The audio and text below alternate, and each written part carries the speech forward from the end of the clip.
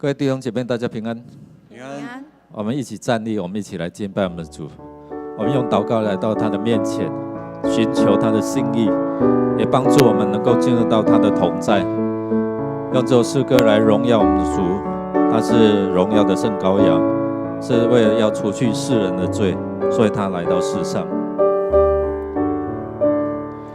荣耀，荣耀，荣耀神羔羊，荣耀，荣耀，荣耀神羔羊，一起来宣告：唯有他是荣耀，尊贵配得赞美，在宝座上。战胜羔羊来敬拜他，高升起来颂扬，在宝座上的羔羊，荣耀，荣耀，荣耀，荣耀神羔羊。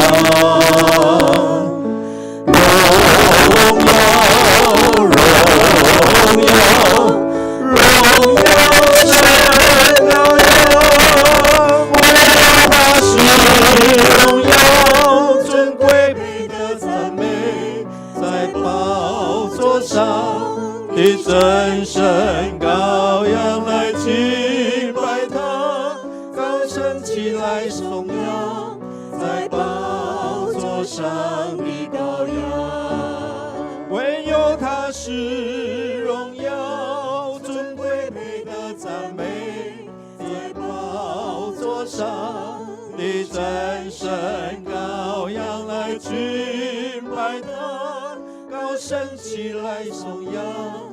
在宝座上的羔羊，来敬拜他，来敬拜他，高升起来颂扬，在宝座上的羔羊。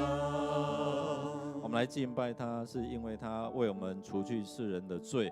我们也献上我们的感恩，来到他的面前，透过真理的敬拜，让我们进入到他的同在跟自由。我们一起来用主的话，一起来宣告说：无论做什么，或说话，或行事，都要奉主耶稣的名，借着他感谢父神。恶人当离弃自己的道路，不义的人当除掉自己的意念，归向耶和华，耶和华就必怜恤他。当归向我们的神，因为神必广行赦免。所以我们认识到这位神是怎样的神呢？是慈爱、怜悯，还有呢，广行赦免。我们要做的是什么？离弃自己的道路，除掉自己的意念。最重要是什么？回转归向他，归向上主。我们一起来祷告，开口来感恩。也承认我们的软弱，有什么拦阻你领受上帝的恩典的这些的障碍，我们承认，我们恳求主来帮助我们出去。开口同声来祷告来。哈利路亚，主，我们感谢赞美你，你的慈爱信实直到永远，直到万代。主，谢谢你因着你的同在带给我们平安，因着你的赐福带给我们丰盛，因着你的引导，让我们走在恩典之路。谢谢主，感谢赞美你，当我们开口来颂赞你的圣名，让我们知道你是生命的主，赏赐我们生命气息，凡有气息的都要来赞美你。主，我们献上感谢赞美。当我们开口感恩赞美的时候，我们就发现你更多的同在。亲爱的天父上帝，我们感谢赞美你，因为你是以马内利，是与我们同在的上帝。让我们特别是在做罪人的时候，你已经为我们预备救恩，不是因为我们够好，而是因为我们没有办法，所以你为我们指明一条永生的道路。耶稣，你来就是道路、真理、生命。若不借着你，没有人能够到天父那里去。唯有你是我们的主，我们的好处不在你以外。你是我们幸福的源头。主，我们感谢赞美你，我们将一切荣耀归给你，将你的平安赏赐在凡敬畏追寻你的人的身上。祷告是奉靠主耶稣基督得胜的名，阿们。弟兄姐妹请坐，我们一起来经历神的同在。上帝的话语是我们脚前的灯，路上的光，也是我们的医治的力量。所以我们来到主的面前，我们恳求主来施恩赐福在我们当中哦。我们特别在这几方面哦，让我们知道说神的话语里面带有盼望，让我们知道无路可走的时候，它就是道路；让我们知道我们需求的时候，它是供应我们的牧者。他在工作事业都可以成为我们的帮助哦。所以诗人说什么？你是我的主。和合本说我的好处不在你以外。现代中文译本说你是我的主，是幸福的源头，是幸福的源头啊。幸福的源头表示全方位。所以我们来到主的面前，用主的话，我们一起来宣告说：来，我的神必照他荣耀的丰富，在基督耶稣里，使你们一切所需用的都充足。再念一遍好吗？我的神必照他荣耀的丰富，在基督耶稣里，使你们一切所需用的都充足。都充足表示说没有缺乏。所以神给我们的是充足的，所以我们要怎样来？愿荣耀归于我们的父神，直到永永远远。阿们。所以我们要好好的敬拜啊，好好的敬拜，他的宝座就设立在这里。好好的敬拜，你感受到他的同在；好好的敬拜，你走进来忧伤，你出去是带着安慰回家。你不安，来到神的面前，你带回去是平安，平平安安的回去。就好像圣经好多你可以平平安安的回去哦。就像耶稣与他的门徒同在，在害怕的过程当中，他说：“愿你们怎样平安哦。”所以恳求主帮助我们在这5方面：灵、思想、情感、意志，我们邀请主来做我们的主哦。所以你在这几方面，如果你需要长老为你来祷告来祝福的哦，你可以站立起来，或者是你举个手让我们的同工知道，可以为你来祷告。我们开口同声来祷告，你也手放在可能不舒服的地方，我们奉主的名一起来经历他的同在、他的医治、他的供应哦。我们开口同声来祷告，来，如果你需要，你就站立起来，我们长老为你来祝福。哈利路亚，主，我们感谢你，主，你医治的大能就充满在我们弟兄的身上，在姐妹的身上，在凡有气息的身上。主啊，我们要来赞美你，我们要来敬拜你，求你医治的大能充满在我们弟兄姐妹的身上，让他们经历你是医治的主。主啊，在缺乏当中，你供应他们；在无路可走的时候，你指引他们一条道路、一条方向。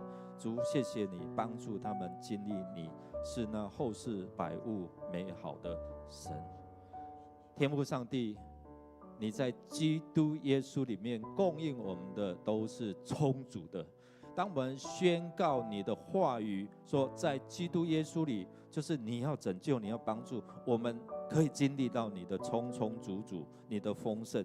谢谢主，这是天父你的心意，你照管你的孩子，你用美好的事物来供给我们，让我们知道你爱我们就是凡事兴盛。愿你帮助，让我们经历你是那慷慨供应的神，让我们经历你是那医治我们的神，让我们经历你是我们的导航，你是我们的指引者。谢谢主，让我们全人来到你的面前，邀请你做我们灵、思想、情感、意志、身体的主，让你在我们生命当中完全的掌管，完全的做主。谢谢主垂听我们的祷告，靠耶稣基督得胜的名， Amen。 所以我们要为主日来守望，为主日来祝福也能够聆听上帝的话语。我们一起来用主的话一起来宣告说：来啊，我们要屈身敬拜，在造我们的耶和华面前跪下，因为他是我们的神，我们是他草场的羊，是他手下的民。惟愿你们今天听他的话，唯愿我们今天听他的话，领了他的教训，学了他的样式那一起为牧者长子团队，特别是我们个人跟上帝之间有美好的关系，让他成为你的依靠帮助特别为今天圣经学院的奉献主日我的同班同学，我们的阮院长来到我们当中本来是9月了因为9月他很忙，所以我们把他调到今天我想神预备的都是够用的、丰盛的求神来赐福供应圣经学院所有的这些的需要，也能够成为众教会的祝福。我们也为了现在我们的医疗这个同伴我们的这些的同工在市立图书馆在那边有医疗的咨询让这些可能他们看医生有一些的付不起的或是怎样，我们可以成为他们的祝福透过这些的医生，我们的弟兄姐妹他们愿意摆上服事，你知道吗？这个就是一个赐福的管道。神使用我们成为这个赐福的管道，特别为了我们透过好多这些的活动，为了就是要把人带到神的面前，同得福音的好处。借着小组的关怀，我们的第2区中义长老还有组长家军，还有我们还是缺乏这些小组长。愿主来赐福，透过小组的牧养关怀，让每一个人能够遇见神、亲近主我们一起来开口同声来祷告。主，我们感谢赞美你，你是我们主，你是我们神，你是我们的好处，你是我们的供应者。主，谢谢你，我们来到你的面前，求你伸赐福，保守看顾，让你的话语成为力量，成为帮助，让我们在敬拜的过程当中，好好预备你的宝座邀请你来掌权，你来乘坐。愿你赐福带领我们好好的敬拜你，用谦卑的心来敬拜你，用欢喜快乐来敬拜你。谢谢你，我们恳求你施恩赐福。天父上帝，谢谢你在主日我们一起来敬拜。主除掉这些干扰我们心情的、干扰我们的身心的愿主来赐福。特别透过你的教会在这里，在这栋大楼，求你自己来洁净，求你自己来赐福。因着你的教会，使全栋大楼都能够得福；因着我们就是教会，使我们所接触人都能够得福。是因着你的话，使我们的心苏醒。因着你的话，使我们行在真理当中；因着你的话，使我们走在神你为我们预备恩典之路。谢谢主，我们要一起用主祷文同心来祷告说：我们在天上的父，愿人都尊你的名为圣。愿你的国降临，愿你的旨意行在地上，如同行在天上。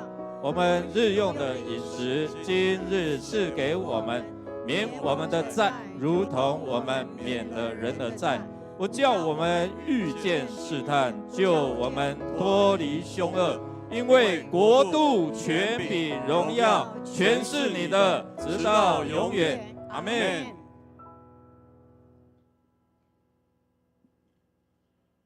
万军之耶和华说：你们要将当纳的1/10全然送入仓库，使我家有粮，以此试试我是否为你们敞开天上的窗户，倾福于你们，甚至无处可容。弟兄姐妹们平安，平安。感谢主，他已经应允我们要将天敞开，将福气、平安要赐福给我们。阿们吗？我们要一同来敬拜赞美我们的神。将天敞开，我们要拍掌，用诗歌来赞美他。你的荣耀降下来，将天敞开，你的同在降下来，将天敞开，你的荣耀降下来，万国赞叹你，你是荣耀君王，天上地下。天上地下，何以敬拜？万物耶稣基督圣洁羔羊，荣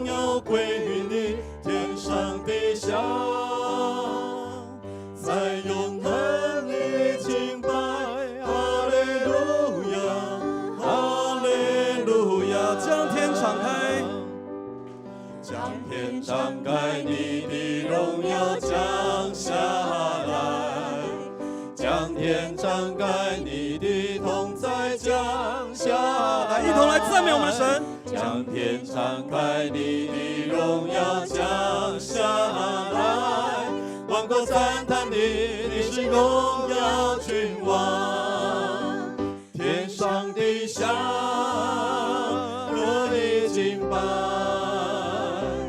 欢呼耶稣基督，圣洁羔羊，荣耀归于你，天上地下在永恒里敬拜，哈利路亚，哈利路亚，神就在这里，神就在这里，我们欢迎你，让一切焦点转向你。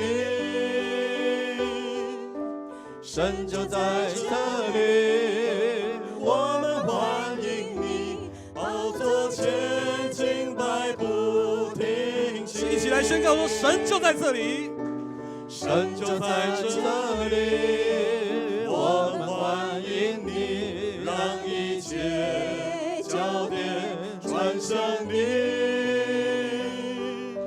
神就在这里，我们欢迎你，宝座前敬拜不停息。将天敞开，将天敞开，你的荣耀降下来，将天敞开，你的同在降下来，将天敞开，你的荣耀降下来，万国赞叹你，你是荣耀君王，天上地下，天上地下可以敬拜，欢呼耶稣基督，圣洁羔羊，荣耀归于你，天上地下在永恒里敬拜，哈利路亚，哈利路亚，哈利路亚，哈利路亚，哈利路亚，再一起来宣告说：哈利路亚，哈利路亚，哈利路亚。我们将一切的荣耀都归给我们的神，哈利路亚！感谢主，在我们的生命中，我们都需要有主。主说：若你常在我里面，我也必常在你的里面。我们要求神来指教我们，教导我们走一条义人的路，在我们的生命中要来荣耀主的名，要来见证主的名。我需要有主在我生命中。哦，主，求你保守我的心，我的意念，使我能够遵行你旨意。我愿将你话语深藏在我心，做路上的光，成为我脚前的灯。哦，主，求你坚固我信心，我的力量，使我得以勇敢向前行。因我知道有时我仍会软弱，求你带领我，使我不会再退缩。我需要有你在我生命中，好让我一生能学你的样式，使我能成为你所喜悦的儿女，使我的生命能够彰显你荣耀。哦，主，求你保守我的心，我的意念，使我能够遵行你旨意。我愿将你话语深藏在我心。做路上的光，成为我脚前的灯。哦，主，求你坚固我信心，我的力量，使我得以勇敢向前行。因我知道有时我仍会软弱，求你带领我，使我不会再退缩。一起来宣告说：我需要有你在我生命中，好让我一生能学你的样式，使我能成为你所喜悦的儿女，使我的生命能够彰显你荣耀。我需要有你在我生命中，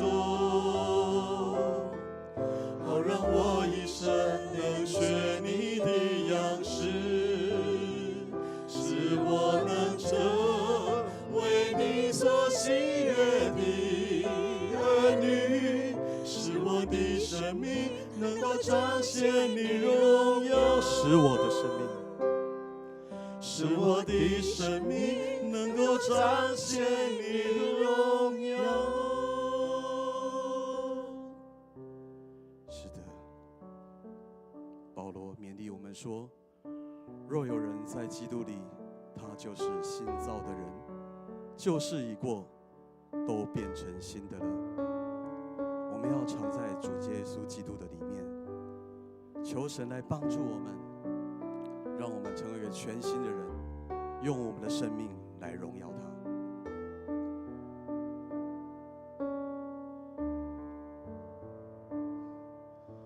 我来到主座前，生命交由你掌权，你心意向我彰显，我愿成为你荣耀的脸，旧事已过，全是新的，因主的爱得以重生。现在活着不再是我，乃是基督在我里面活着。若有人在基督里，若有人在基督里，他是全新的人，他是全新的人。我生命全属于你，我生命全属于你。因你为我设计，因你为我设计。感谢主，他为我们舍下自己的生命，要让我们在主的里面成为全新的人。我来到主座前，生命交由你掌权，你心意向我彰显，我愿成为你荣耀的脸，旧事已过，全是新的，因主的爱得以重生。现在活着不再是我，乃是基督在我里面活着。若有人在基督里，若有人在基督里，他是全新的人，他是全新的人。我生命全属于你，我生命全属于你。因你为我设计，因你为我设计。旧事已过，旧事已过，全是新的，全是新的，旧事已过，旧事已过，全是新的，全是新的。若有人在基督里，若有人在基督里，他是全新的人，他是全新的人。我生命全属于你，我生命全属于你，因你为我舍己，因你为我舍己。主耶稣，你说凡劳苦担重担的人可以到你这里来，你就预备了使我们得安息的帮助。你说我们可以亲近你，就有安息可以领受，因为你来是要叫我们每个人得生命，并且得的更丰富、更丰盛。这是你的心意。所以你让我们借着在基督耶稣里面，我们可以把一些伤心的事、困扰我们的事情，在基督耶稣里面都要成为过去。谢谢主，我们也愿意借着饶恕来到你的面前，饶恕那一些伤害我们的人。唯有这样，我们才能够得着天父的饶恕。在基督耶稣里面，我们才能够成为新造的人。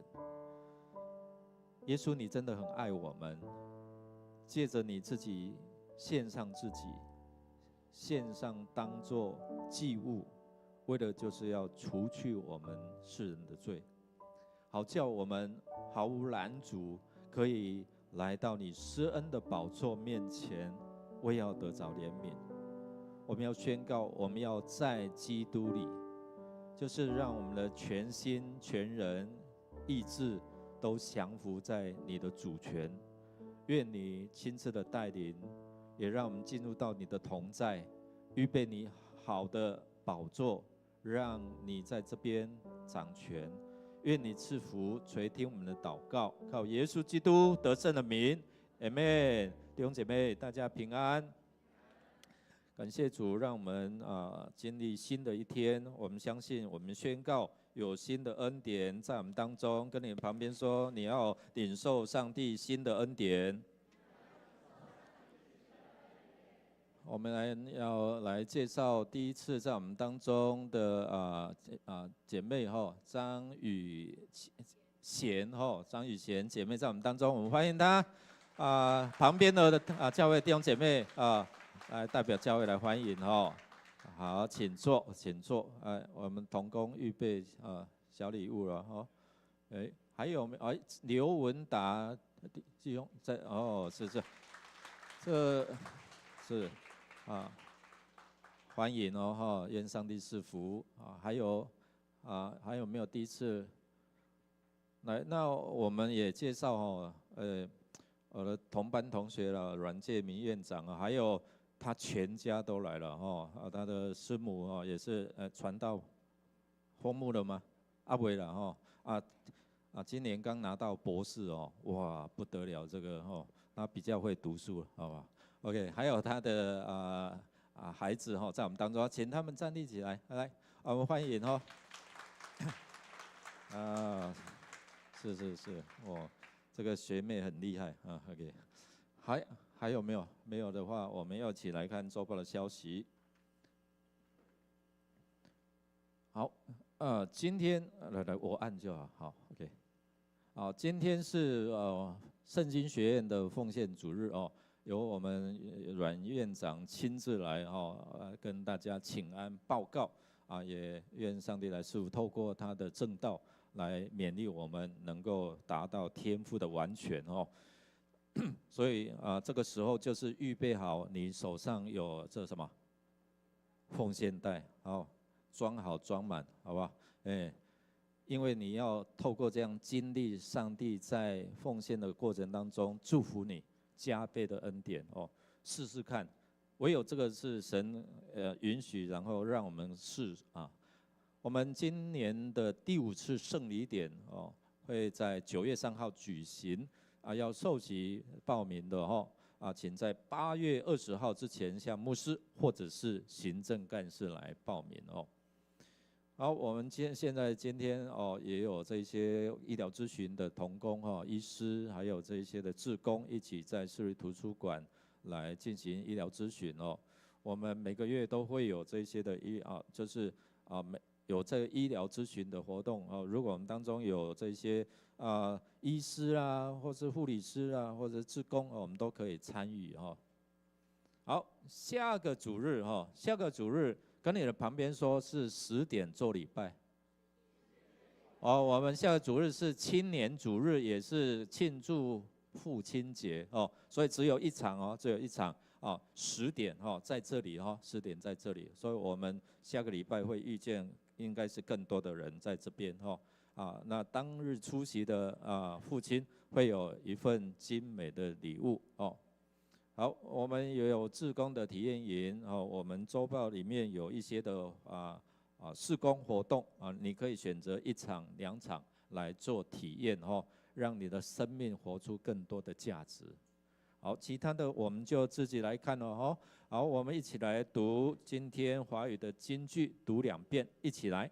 所以你们要完全，如同你们的天父是完全的。马太福音5章48节，再次来。所以你们要完全，如同你们的天父是完全的。马太福音5章48节。预备好我们的奉献，我们要经历神丰富的供应，就是愿意给的祝福当中，不是失去，而是加倍要给我们。奉献是基督徒感恩的表现，是出于甘心乐意。如果你不明白奉献的意义，你可以不用勉强，用祷告来表达你的感恩，一起用这首诗歌来敬拜，来献祭。献上感恩的心，归给至神全能神。因他赐下独生子主耶稣基督，献上感恩的心，归给至神全能神。因他赐下独生子主耶稣基督，一起站立。如今软弱者已得刚强，贫穷者已生富足，都因为主已成就了大事。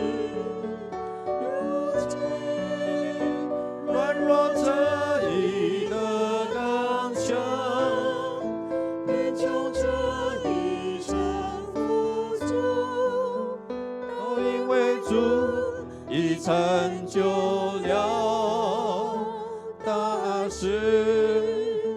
感恩，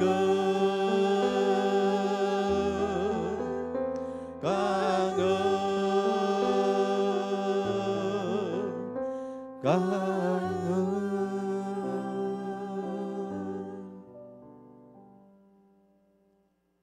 爱我们的阿爸父神，我们感谢赞美你，在这圣的主日，我们来到主你的圣殿，要感谢赞美主耶稣，谢谢你主啊！我们来到圣殿，主啊，领受主你奇妙的恩典，奇妙的慈爱，谢谢你让我们满心欢喜来到圣殿。主耶稣，我们也感谢你，主啊！我们现在要献上我们的时间、金钱，还有才能为主你所用。我们这样祷告，奉靠耶稣基督得胜的名。阿们。坐下前彼此来祝福说，我们一起来领受上帝丰富的恩典。请坐。现在要邀请我们的阮建明院长带领我们来读上帝的话，也进入到分享他的信息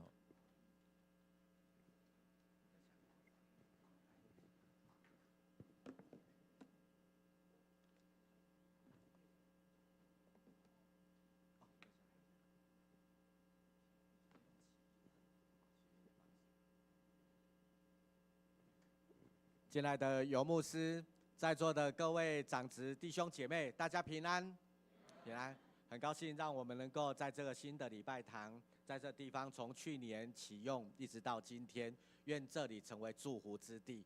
刚刚我进来的时候，就想到去年游牧师还在施工的时候，我们就一起来在这地方一起祷告，为这地方成为恩典之地。迦南地是不断的扩张。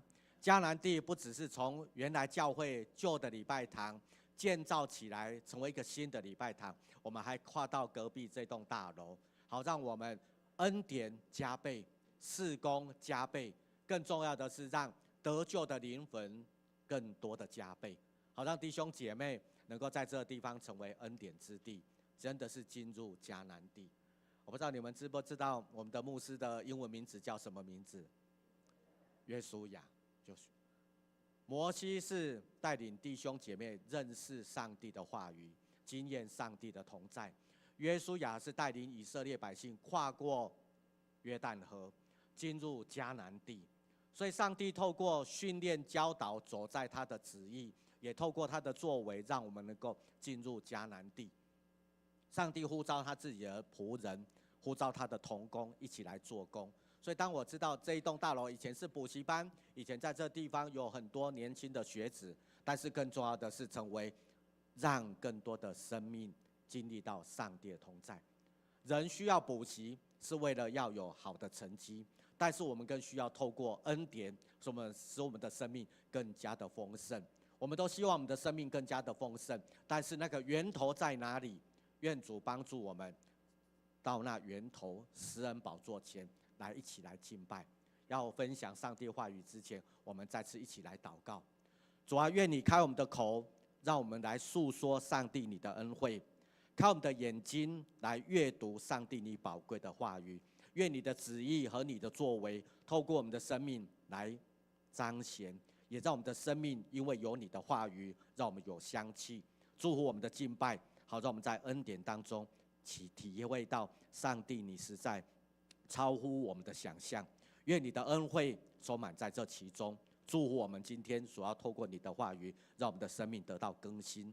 感谢祷告，奉主耶稣基督的圣名，阿们。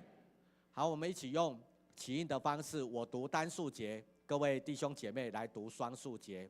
37节说：你们说话是就说是，不是就说不是，再多说便是出于那邪恶者。听过有这样的教训说：以眼还眼，以牙还牙。但是我告诉你们，不可向欺负你们的人报复。有人打你的右脸，连左脸也让他打吧；有人拉你上法庭，要你的内衣，连外衣也给他吧。假如有人强迫你替他背行李走1里路，跟他走2里吧。有人向你要东西，就给他；有人向你借些什么，就借给他。你们有听过这样的教训说：爱你的朋友，恨你的仇敌。但是我告诉你们，要爱你们的仇敌，并且为迫害你们的人祷告。这样你们才可以做天父的儿女，因为天父使太阳照好人，同样也照坏人，降雨给行善的，也给作恶的。假如你们只爱那些爱你们的人，上帝又何必奖赏你们呢？就连睡棍也会这样做。假如你们只向朋友打招呼，那又有什么了不起呢？就连异教徒也会这样做。你们要完全，正像你们的天父是完全的。好，刚刚我们所读的圣经，在这边我们用起印的方式，一开始在这边说是就说是，不是就说不是。我们在这边看到很多人喜欢灰色地带，黑跟白泾渭分明，但是我们很喜欢中间灰色的地带，最好是又可以说有一点不是，不是又要说一点是，这样子我们才能够有模糊的空间。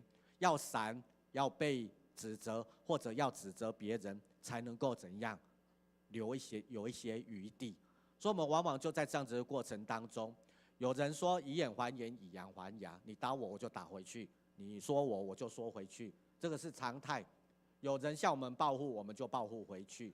有人打你的右脸，但是耶稣竟然说连左脸也让他拔，让欺负继续欺负，让修理继续修理，看起来好像是不对，那是逆离呀。你知道单行道是这样子，但是逆离是走不一样的，你会看见不，看起来是好像不对，看起来是好像是错误，但是在这里面是一种调整跟学习。在这里要学习什么？耶稣说，当有人法律上规定上是这样子，国家的法律说，军人要强迫你走1里路，帮他拿东西、背东西，但是你不只是跟他走1里路，按照国家的标准，更有一个属天的标准，是天国的标准。这个天国的标准是在属世的标准之上，有属地的标准，更有属天的标准，这样子才是完全。有人向你要东西，你就给他；有人向你借什么，你就借他。这个好像是怎样，也违反生活的伦理。要看关系呀，你关系好，我再借你；这个人跟我没什么关系，我干嘛借你？往往这是在生活当中我们会在学习的，但是好像不会动了。圣经也在提醒说，有怎么样子的爱朋友恨你的仇敌，这个是正常。要爱你的仇敌，却为那逼迫你的祷告，这是属天的标准。地上的标准都很容易，但是天上的标准何等的开阔，却是不容易的。所以天父把恩典给好人，也给对我们来说是不好的人。上帝也提醒我们，要透过这些来磨练我们。如果只是做我们喜欢做的，这样子得到的奖赏又何必呢？所以在这边有一个重要的，就是说，一般的人会这么做，我们上帝的儿女应该怎么做？最后他这边做一个小节，这个小节就是说，你们要完全真像你们天父完全一样。今天是我们的教会，也是我第一次在这个新的礼拜堂中，去年启用，还不到1年的时间。我还记得去年这个献堂在这边做感恩礼拜，你有参加的人请举手。几乎不到一半哈，可见多数的人都没有参加那一堂献堂的礼拜。不论是时间的因素，还是你才刚开始在迦南教会一起聚会，我相信这个地方是有上帝恩典的应许。因为这个地方本来不是教会的，但是因为教会的同工，大家同有一个心志，为了让更多的弟兄姐妹站立得稳，站立得稳不是在生活，更是在信仰的生命。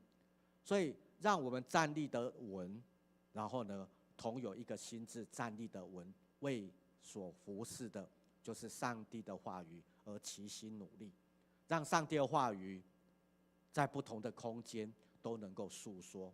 所以迦南教会是一个诉说上帝话语的地方。昨天有一位牧者，他开始再重新启动珊瑚的训练，他在南部。他在分享，当他还是年轻人的时候，因为珊瑚的训练，帮助他看到教会的增长，也看到他生命的成长。我还记得我在1992年到1994年，就在迦南教会当神学生。那时候在这边当神学生的时候，就看到很多人不敢跟人家分享福音，但是透过训练之后，跟人家分享福音。我举了几个例子，我看到忠义长老，他刚刚在第一场礼拜跟第二场礼拜，同工们都受训练。我不知道，我刚刚第一场礼拜点名陈如山长老如山呢？对，底下有一次我记得如山透过珊瑚训练跟别人分享的时候，我在旁边，我很感动。那时候他还不是当长老执事，他在服事的过程当中，把所经验到、学习到的跟别人分享。在那个分享的过程，我就知道上帝的恩典之地就在那当中。借着你口中的言语分享，让旁边听的人，我是旁边那个带导的，但是也在那过程当体会到。我还看到敏哲长老站在这个地方，那时候他高中到大学，他跟我有机会都一起回山上哈，所以礼拜天我就载着他，然后回到我们在阳明山的学校，在那地方一起分享，在路程的过程当中，常常有彼此分享带祷，祝福他的家人，祝福我们所成长的教会，都因为彼此在恩典当中齐心努力，所以这是一种迈向完全。这也是今天我用完全这一段经文跟大家分享。刚刚我们所读的圣经节最后一句说，你要完全像天父完全一样，英文是这么写 ：Be perfect as your heavenly Father， 像你天上的父亲一样，是这么美好的，是这么完全的。所以刚刚我们所读的圣经里面，不论你看到红色的重点，还是你有不同的重点，但是重要的就是说，你们要完全像天父完全一样。这样子的标准是一个目标，但是这个标准是我们每个人共同的标准。每一天你有不同的标准，在上班的人，你要不要打卡，还是不用打卡？但是如果开会的时候一定要准时，所以时钟变成是我们的标准。上学上班若迟到，因为它有一个时间，过了那个时间就是迟到，所以我们会用时钟做标准。公司会用每个月，上个月6月我们获利多少，或者是我们亏损多少，我们用月历，甚至可能3个月作为1季，我们用1季作为我们公司报表，我们的所有的财务的部分的做记录的。今年的第2季跟去年同期第2季结果怎么样？我们常常都会做比较，因为有一个标准就会有做比较，和高于标准还是低于标准，还是只是维持平盘。甚至我们用岁月，当我做神学生的时候，我在迦南教会得到很好的造就，那是我当神学生的时候。我有牧师跟我是同学，我们在不同的教会当传道人，我们有不同的传道的岁月。我们在生命的成长过程当中，所有的基督徒弟兄姐妹，我们有一个标准是用永恒的标准。谁影响了你？我们影响了谁？所以像我刚刚在分享说，我当神学生的时候，只要有人叫我软哥，我就知道说那个是我神学生的时代。有人叫我强盗，我们都以前叫做传道，但是发音不标准，都会说强盗、软强盗。这个强盗就是我当传道人、当传道师的时候叫我的称谓。所以我们会用一些岁月、用时间，甚至用月份、用时钟做标准。但是我们所做的，不论是你被影响还是你影响人，是要用永恒的眼光来看。亲爱的弟兄姐妹，你的标准是什么？你以什么成为标准？登山宝训，刚刚我们所读的圣经第5章马太福音第5章、第6章、第7章是登山宝训，那是耶稣对这些愿意跟随他的属天国度的信仰的一种意义，也是一种标准。跟随他的人是属世的群体，可是他们也要有一个努力的目标，就是信仰生活的纪律。这个信仰生活的纪律不是跟随耶稣就能够快速通关，跟随耶稣就能够吃香喝辣。我们都还记得耶稣他的门徒当中有2个说，耶稣你如果做王的时候，我这2个孩子一个在你右边，一个在你左边，对不对？那个妈妈期待的就是跟随耶稣，耶稣如果做王，耶稣如果亨通了、享福了，我的孩子跟随你也要有好康的啦。所以那种快速通关、有特权，这是我们所期待的。但是那是属世的标准，属世的标准能够快速通关。我还记得我当神学生的时候，那时候的行政院长叫郝柏村。你知道国家就只有总统、副总统还有行政院长能够快速，红灯都会变绿灯。所以有一次我就刚好开着，然后看到后面有车队来了，你就知道吗？我就很快的就切入，就在车队都过，我赶快切过来，然后就能够快速通关，绿灯一路到阳明山，因为郝柏村就住在神学院的山下，所以就快速的通关，跟着他，然后一路绿灯。亲爱的弟兄姐妹，快速通关并不是我们生命所要的，而是一段漫长的属灵过程，是慢慢的堆积，慢慢的操练，让天父的完全像我们像天父的完全一样。然而问题是，标准会成为我们生活的压力，甚至会变成倦怠。你想到明天8点要上班，哇，你今天晚上就要早一点睡。有好的影片你就不能看，你就为了要让生活有节奏，跟得上那个标准，我们无形当中就一直努力，工作坚持不懈怠，然后让工作努力达到标准，甚至是超过标准。但是工作不只是我们唯一的目标，你有一个更高的目标，就是让你的生命更加的美好。那个美好是迈向完全。然而在这个迈向完全的过程当中，我们都常常希望说，愿这个标准，愿这个主成为带领我走向完全。问题是真实生活里面，我们常常有2个主。第一个主是耶稣基督，信仰的主。这个信仰的主帮助你生命的价值观不一样，让你有一个正确的方向跟目标。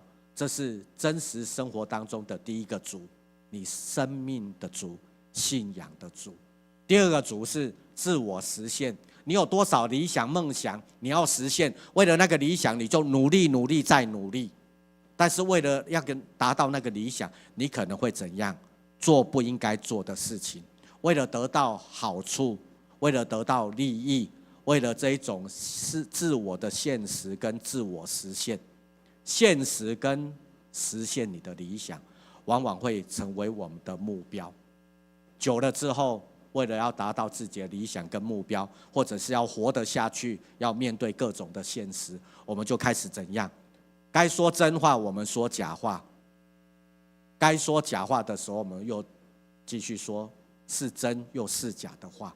所以到最后自己没有方向，没有目标，到最后是什么都不信。耶稣要我这么做，可是现实里面我们不能做。所以久了，基督徒有一种挑战，挑战就是说不敢让人家知道你是基督徒。为什么？因为一般的人把基督徒看得很高，基督徒比较有爱心，基督徒比较圣洁，基督徒比较有典范，基督徒应该当模范生。我们被贴了一个高高的标准，不容许我们软弱，不容许我们做错。但是我们可以告诉别人，特别是给我们贴标签的，你就告诉他说，是的，我知道那个标准，但是我在努力的过程当中。有很多人喜欢基督徒说啊，你最好多一点爱心给我，但是我们要划清楚界限，那是你的问题，不要叫我滥情，都给予你方便。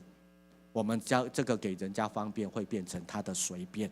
所以基督徒爱心不是滥情，基督徒也不是用我们的生命说啊，你的缺点我都要补，你的洞我要给你补，不是。他生命的问题，他要自己去面对。但是你告诉他，你软弱的时候，我也有软弱，但是因着耶稣基督改变了我的生命，你可以带领他来跟随耶稣。不是他跟随你，是他要去跟随耶稣，或者他跟随我这个性软的，永远会弱下去，对不对？我永远会软弱啊，所以是跟随那位帮助我们得到刚强的，而不要什么都不信。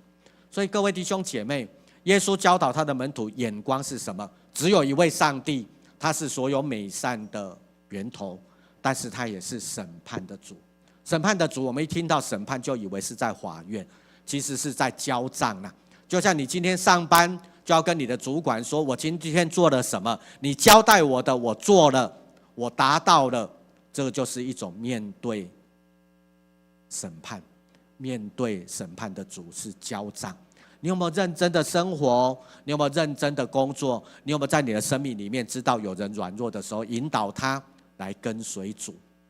当我们有新朋友来的时候，我们就是关心他，让他经验到上帝的美善，也知道我们的生命有一个目标，有一天要向老板交账，要向上帝交账。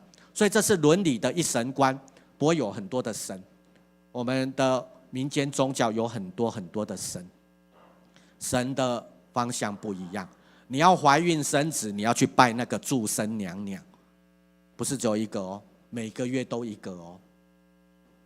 你要拜哪一个？ 1月的拜完，3月的、5月的，永远不。所以生命当中标准不一，会让我们的生命方向失去方向，因为标准不一样。所以我们国家有国家的标准，所有要符合标准，你就要用国家的标准。信仰就用圣经做标准，服事就用教会的目标一起来努力。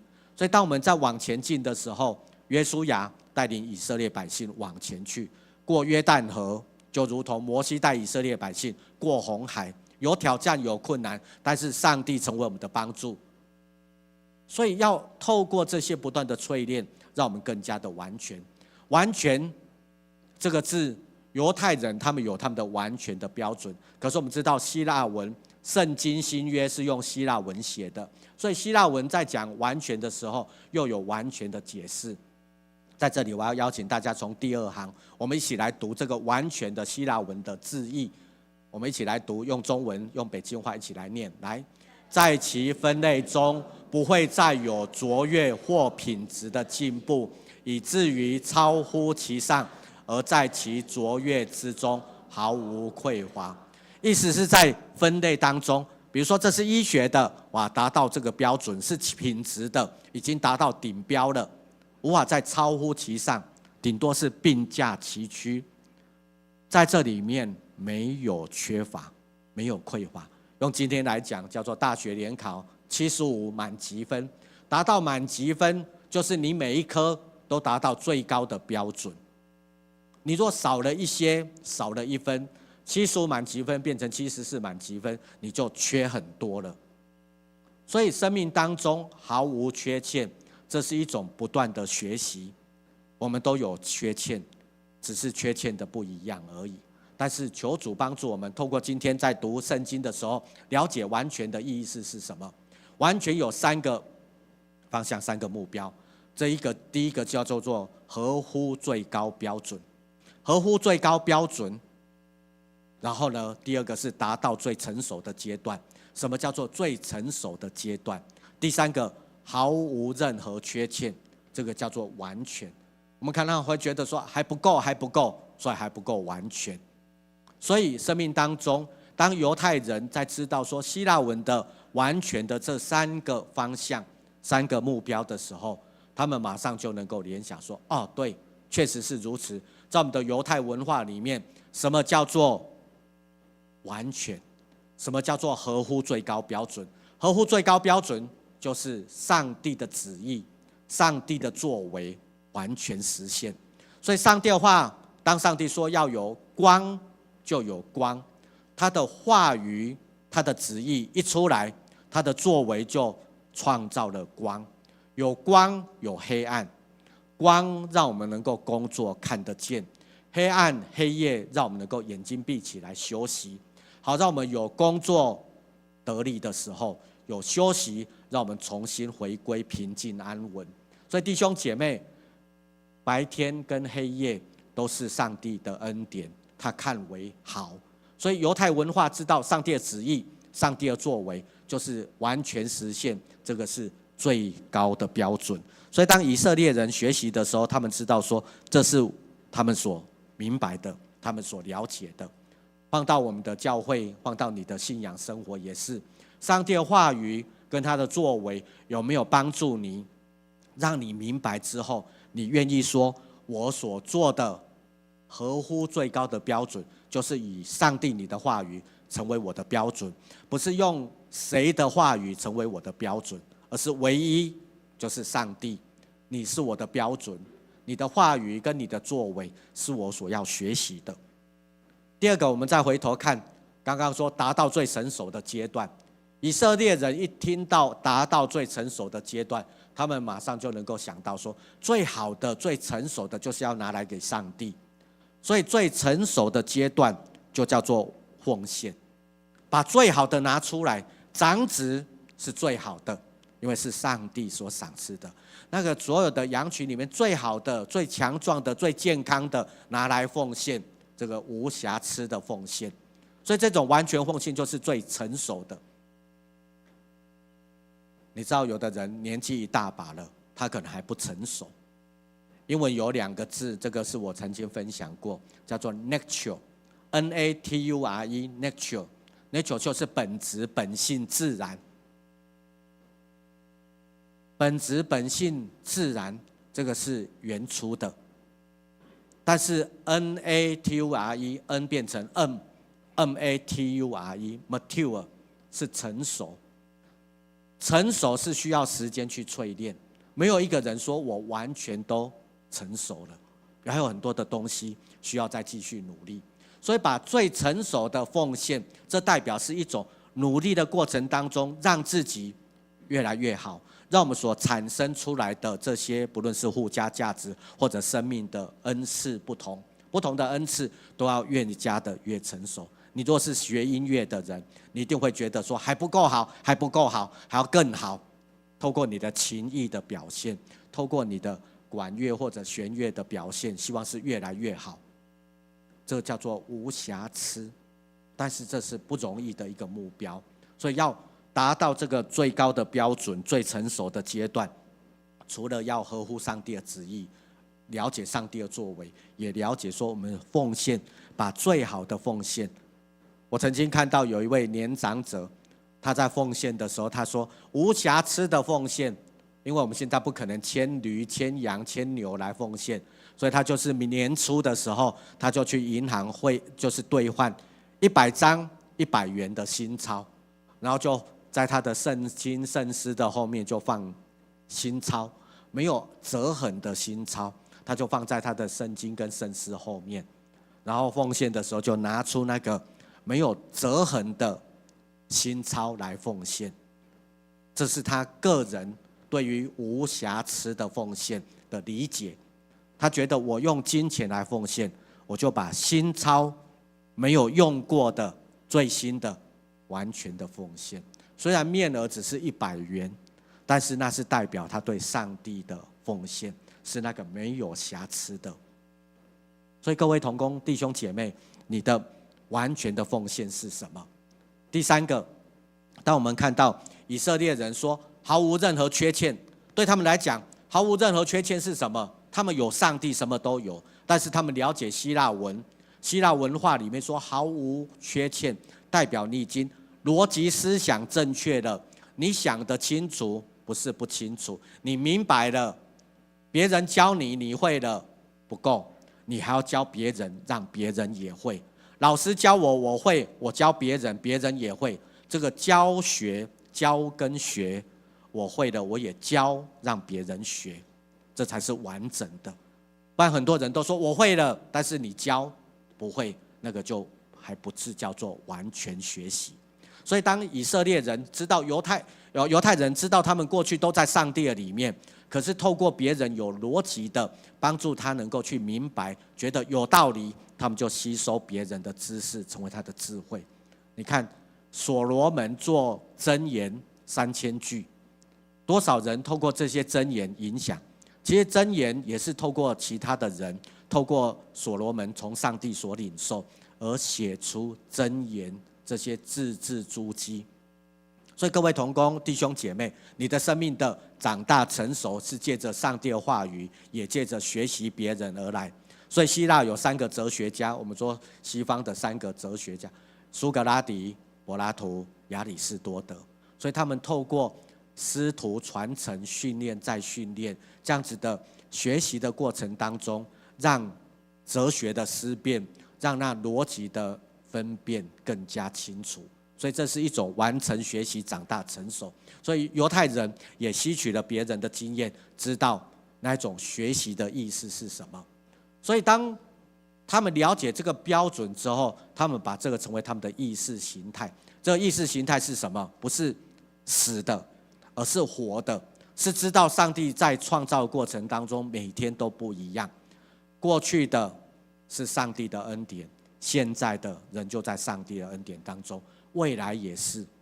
所以犹太人知道说上帝的创造都是美好的，所以在这个过程当中，我们不是看不够，而是知道上帝所创造的每一天都是好的。所以 You are the best， 你是最好的，你是最棒的，只是我们都还在这个过程当中。所以你跟你旁边的人跟他说，你是最好的，你是最棒的，你看，我们大家都很爽哈，对不对？但是不是说爽的而已，而是真的发自内心说，我们都往那个最好、最棒在努力。但是绝对不要说还不够，还不够好。我们华人太喜欢说不够好，所以我们都很喜欢指责别人。但是你看到西方透过上帝的话语、基督教的文明，都是在给别人说谢谢你，哇，你做得很好，你做得很棒。即便还不是到最好的，但是我们都在那个好的过程当中，所以要真诚的去面对我们生命当中还不够好，但是不要放大那个不够好，而是让好的继续成长，让不好的能够越来越少。所以我们需要用理性来消除我们生命当中的软弱，也要用感情，我们的感性来把那些不好的排除。你如果滥情的时候，你就想要都要当好人，不可能完全当好人。耶稣也没有完全当好人啊，对不对的时候他就直指不对，他因为直接指出那些不对，有的人就台语说更小灯上去啊，就翻脸了啊。你有比我厉害吗？你的家世背景有我强吗？你的经济、你的财富、你的地位，耶稣只是木匠之子啊。耶稣如果在当时的人口的平均值，他收入木匠是比较低的。你凭什么来领导我？你的家世，你也不是读什么好学校毕业，如果要站讲台，应该是台大的出来站啊，比较厉害嘛，成绩比较好。但是我们都有优点，我们也都有软弱，所以求主帮助我们，不是用自我的认知，而是用上帝的话语成为标准。所以理性跟感性，所以当耶稣在教导他的门徒的时候，帮助他们有知识的，也会有心灵的。所以透过这些来形塑完全。完全是什么？要有智慧去分辨，也要有勇气追逐去追寻那个完全。所以当以色列百姓跟随耶稣的时候，他们让他们的智慧越来越完全，让他们的勇气也越来越完全。所以勇气跟智慧是帮助我们消化跟代谢。早上你吃了早餐，现在早餐就在你的肚子里面消化代谢，待会要吃午餐，午餐过后你就开始消化跟代谢，把有用的留下来，把没有用的排除出去。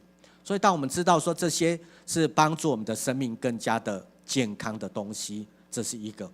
我还记得以前在年轻的时候，因为台湾当时很多食物没有安全标准，还没有 CNS 的时候，很多东西是不好的。你还记得以前我们有不好的油，让人的身体不好，不好的饮食让我们的生命吃了塑化剂，那些东西都因为越来越了解，我们就让健康越来越迈向完全。所以这个过程当中都要把它排除。所以还记得我们年轻的时候，辅导老师跟我们分享说，团契的辅导说，我们祷告要多一句，怎样把营养的吃进去，把毒素排出来。毒素，今天我们可能不会在这边祷告说我吃到不好的，我能够怎样把那些毒素排出来，把没有用的排出来。但是其实在心灵的层次，还有很多不好的东西要排除，要对这些不好的东西要哀悼告别，跟他说 goodbye 拜拜，因为这已经是过去了，我正在面对新的未来。所以当耶稣带领他的门徒从山上往下走的时候，他们是新的生命的开始。所以有这样子的意念，再过来就是反思。反思是什么？就是知道说，既然耶稣说的这样，我就照这样子做，所以我就要来想什么是不好的，这些不应该的。耶稣说是，我们就说是；耶稣说不是，我们就用不是这个为标准。多说给讲的不好的，就不要留在我们生命。那多说的那则邪恶的是谁？有可能是别人、魔鬼、撒旦，但有可能是我们自己，因为自私、贪婪，或者是不敢面对实际，我们而不敢说真话。所以邪恶者是谁？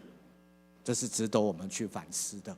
所以问题就来了，我们常常需要有那个形象，所以为了保持形象，我们必须做更多好的事情，但是可能不好的事情一出来的时候，无形当中就被放大，无形当中就被检视。公众形象的我需要努力跟经营。在座的各位，我们都有公众的形象 ，public me， 但是有可能私下形下的我，你在房间里面只有你自己的时候，你在做什么好事或者是什么坏事？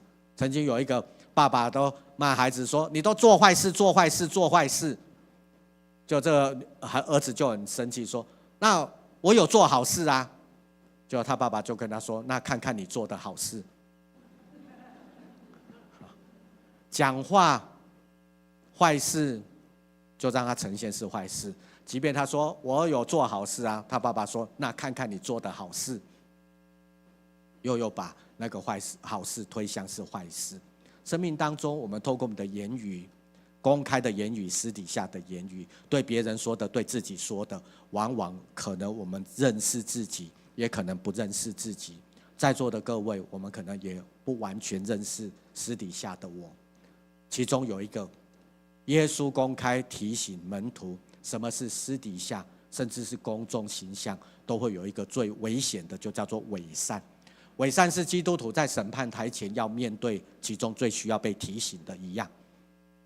伪善在我们的当中，伪善在社会的各个阶层，不论任何的宗教，都有伪善的面貌。伪善这个字很有意思，原来这个字是希腊文里面的那个面具，演员要戴面具。我现在戴上的面具是国王，我就要穿着国王的衣服、国王的语言，用国王的动作。但是我现在戴上的面具是仆人的面具，我就要说话、行动都要像仆人一样。演员演久了，他失去了他生命的真实目标，所以人家都会讲说：你现在是在演哪一出？你现在是国王的形象，还是仆人的形象？你是说真话，还是说假话？戴上面具，你不知道我是谁，我要说什么都是我的事，但是是说真的还是说假的，却是另外一回事。所以各位同工弟兄姐妹，做一个人，不论是基督徒还是非基督徒，我们都需要很真诚的面对。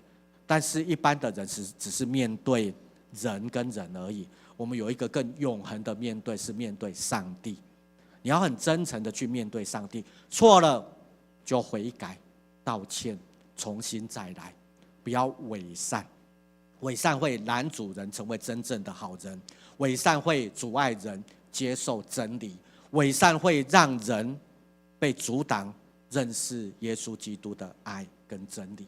所以基督徒，我们要很真诚告诉他说，告诉别人说，你是希望我怎么样更好？我在这个过程当中，我还没有达到那个目标，我还在努力。所以不要过度的被人家情绪勒索。现在的情勒，很多人说啊，你是基督徒，你叫怎样对我祷告，对我祷告。刚刚牧师先过来，结果我还被拦住了啊。有一个人就来跟我说：“然后牧师，你要为我祷告。”我说：“我不知道你叫什么名啊。”但他下一句话说：“我被鬼附了。”我不知道有牧师刚才那两个说：“我被鬼附了。”我说：“不要高举鬼啊！我被鬼附了，因为有鬼，所以我才怎样，今天这么落魄。”不是啦，我们常常都太高举了。我就为他祷告，我知道，因为他祷告的时候，他人就怎样温柔起啊。可能可以回去看那个什么，如果一楼有那个影像的话，就知道，就鼓励那个人。所以当他温柔起的时候，我说奉耶稣的名为你站起来，他就站起来了。奉耶稣基督的名，他就站起来了。这是在我们的教会，是上帝的恩典在迦南教会。我只是奉耶稣基督的名，让那个姐妹说她被鬼附了，然后我为她祷告，她就温柔起来。我说奉耶稣的名，你起来，她自己站起来。其实我怕她倒，我只好把她拉着她的手。我只是拉着她的手，是耶稣让她站起来。我们真实的奉耶稣基督的名，让我们的生命不再软弱；是奉耶稣基督的名，让我们的生命是健康的。内心是最要紧的，因为耶稣基督他是神，他知道我们的内心，所以不要虚假，也不要伪善，因为他都知道。是就真诚的跟你分享是，对，我不够好，我还在努力。是的，我还无法完全做到让我自己跟别人都强壮起来，但是我们一起互相努力，带他到耶稣基督，因为上帝知道唯以善绝非耶稣基督所容许。所以在马太福音我们刚刚所读的是5、6、7，这个叫做登山宝训，第5章到第7章，后面的倒数5章到7章，22就是马太福音22到24章，那边再解很多基督徒跟随上帝的儿女应该要做的而不应该做的都写出来，不该做的用23章，刚好倒数第6章，用倒数第6章23章，耶稣总共用这一章用7次提醒伪善伪善伪善伪善伪善。第一讲假假假假有够假啊，写了7，就是代表一个完全的数字，这个7是代表天上地下所有的都在上帝的里面。可能我印象中也曾经分享过，7为什么叫做完全数？我再说一次，就是东西南北4个方位，还有天上地上，还有地底下，地底下包括海里，这都叫做属于地平线下面的。所以天上地上还有地底下，这个3加3就等于7，所以7不是为 7-Eleven 做广告，7是完全的意思。所以那种完全的是在上帝的创造里面，所以完全是好的，所以不好的我们就要去除，所以这种虚假的、不对的、伪善的就要去除。我只用其中一段23章的25节，假冒为善的人就像是杯盘外面洗干净，里面却没有洗。你杯子盘子在洗，你一定里外通通洗，好让里面干净，外面也干净。所以伪善是把我们里面外面公众形象的我、私底下的我们都把它洗干净。所以期待各位在座的弟兄姐妹，在我们的生命里面，透过耶稣基督的话语，他当年当日他更新了门徒，今天透过这段经文也更新我们，使我们迈向完全。透过他的恩典，使我们经历到他的神圣，透过他的恩惠帮助我们远离伪善，远离虚假，好让我们活在真实的里面。求主帮助我们，面对各种现实的时候，我们仍旧能够站立的稳，为所信的福音齐心努力。当基督徒软弱的时候，其他的同工就来帮助他，这是小组的功能。在牧区里面，我们被一起牧养，在整个迦南教会，我们同有一个目标，就是要走向迦南地。愿我们的牧者、我们的长职同工、我们的牧区的区长跟小组长，我们大家一起同有一个心志，为福音而远离伪善，为了耶稣基督的方向，我们离开虚假，好让我们真实的过生活，好让我们看到红海有困难，看到约旦河有困难，看到前面有耶利哥城有困难，但是在上帝里面没有难成的事。最后我要分享，今天早上我开车的时候，我就想说，上帝你给我一首诗歌，我就开车，我们家的人可能有听到，我就在开始唱，将天敞开。今天早上我们的诗歌这一首就是将天敞开，愿你的心被敞开，愿台风过后蓝天白云被敞开，愿我们的属灵的生命被敞开，迈向完全。我们一起来祷告。主，愿你祝福，让我们的牧者、我们的教会的小组，让我们的每一位同工，当我们的口中的言语一说出的时候，愿你的恩典就临到，先临到说话的人，也临到听见话语的人。主要帮助我们，让我们的教会像迦南地一样，是牛奶与蜜之地，是让人饱足，是让人甘甜。愿我们的生命有饱足，也有甘甜。愿我们的生命像施恩宝座，坐在宝座上的主向你敞开，好让我们的生命真的是被你丰富给再丰富，好让我们生命的软弱被你的强壮的恩惠帮助我们远离那软弱。虽然会有软弱，但是我们不指着自己夸口，而是指着那位曾经在十字架上软弱的主，但是却透过复活的力量更新了我们的生命。愿我们在你的复活当中，我们的生命得到丰盛饱足。祝福我们的弟兄姐妹，在新的一个礼拜，我们透过在守主日，透过你的话语和你的灵的工作，好让我们真的是真实的呈现在你面前。愿你赐福我们在新的一个礼拜，让我们的眼睛所看的方向是救恩的方向，让我们的生命的口所说出的话语是福音的馨香之气。愿我们的耳中所听的是正确的福音，好让我们的手做出有力的见证，好让我们的脚继续走在恩典的道路上。祝福我们和我们的弟兄和姐妹，保守我们的心，让我们所到之处都成为迦南地，好让人因此认出我们是耶稣基督的门徒。赐福我们今天的分享和敬拜，愿你的恩典继续在我们的当中。感谢祷告，奉主耶稣基督的名，阿们。在这个时候，我们要请大家起立，我们请我们的同工，我们要一起来唱这一首诗歌。若有人在基督里面，我们就是完全的。这首诗歌，我们就开始2次，到最后我们就唱副歌，然后来结束。我来到主座前，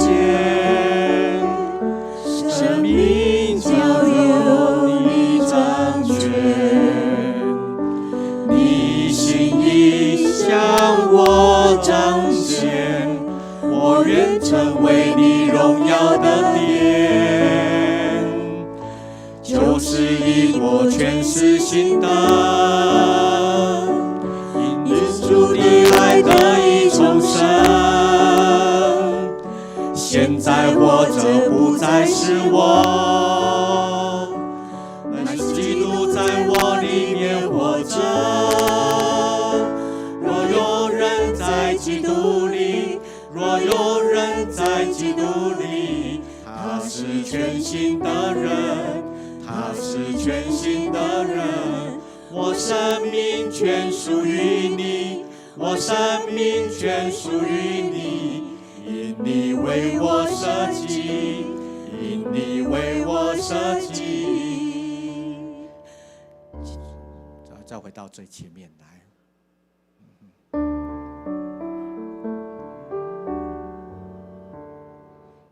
我来到主座前，生命就由你掌权，你心意向我彰显，我愿成为你荣耀的殿，就是以我全是新的，因主的爱得以重生。现在活着不再是我，乃是基督在我里面活着。若有人在基督里，若有人在基督里，他是全新的人，他是全新的人。我生命全属于你，我生命全属于你，因你为我设计，因你为我设计。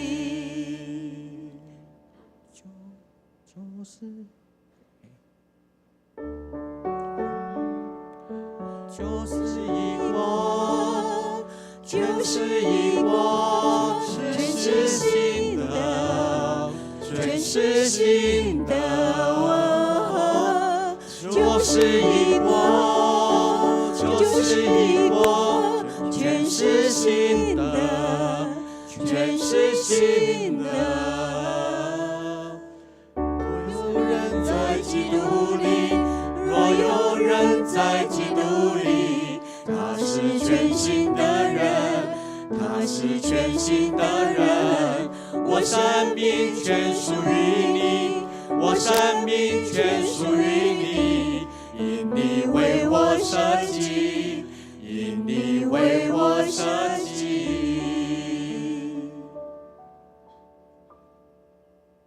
各位弟兄姐妹，旧事已过，都变成新的。若有人在基督里，他就是成为新造的人。奉耶稣基督的名，让你们成为新造的人。愿我主耶稣基督的丰富成为你们生命的丰盛。愿天父上帝永恒不变的慈爱成为你们爱的源头。愿圣灵的浇灌满足你们生命所需要的，好让你们在基督里成为新造的人。因为旧事已过，都变成新的。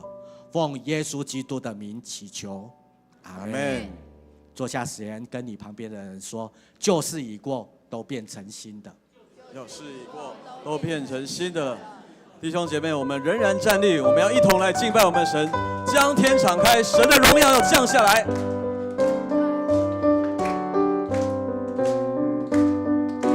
将天敞开，你的荣耀降下来，将天敞开，你的同在降下来，将天敞开，你的荣耀降下来，万国赞叹你，你是荣耀君王。天上地下合一敬拜，天上地下合一敬拜，万物耶稣基督圣洁羔羊，荣耀归于你，天上地下在永恒里敬拜，哈利路亚，哈利路亚，哈利路亚，哈利路亚。我们聚会到这边，彼此来祝说神的恩典够用，恩典够用，请坐。